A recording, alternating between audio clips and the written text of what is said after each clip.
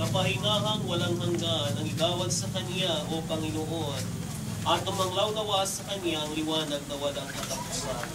Sa iyo, O Diyos, ay nararapat ang papuri ng Siyon at dapat isagawang panata sa iyo sa Jerusalem. Dinggin mo ang aming mga panalangin, Panginoon, at manglaw nawa sa Kanya ang liwanag na walang katapusan. Magdus po tayong lahat, pagpalain ng Diyos na ating Ama. Siyang nagbangon kay Jesucristo mula sa kamatayan, at siya rin nagbibigay magandang buhay sa ating katawang namamatay sa pamamagitan ng kanyang nananahang Espiritu.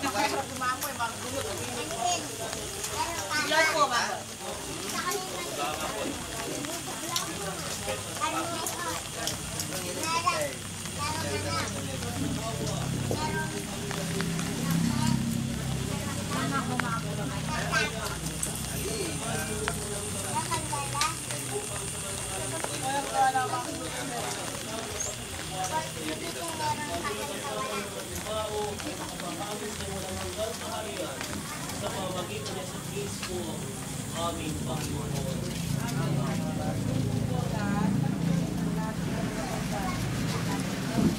pagbasa ng mula sa aklat ng propeta Isaiah. Sa Kabanata 25, simula sa ika-6 na talata.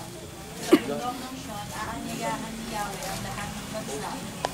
Iniwanag at kaligtasan. Kung sinusungaban ako ng masasama upang kasulangin, nabubuwal ang aking mga kaaway at kalaban. Harapin man ako ng isang mundo, di matatakot ang aking puso. Ang Panginoon ay ating mga kaligtasan. Kahit nakagusin ako, mapanatag pa rin ako. Naniniwala akong madalam ako, kabutihan ng Panginoon, sa iparin ng mga buhay. Ang Panginoon ay ating kaligtasan at kaligtasan. Sigasig mong hintayin ng Panginoon. Kasiglahin ng iyong puso at hintayin ng Panginoon. Ang Panginoon ay aking liwanag at kaligtasan. Ikalawang pagbasa. Pagbasa mula sa sulat ni San Pablo sa mga taga-Roma.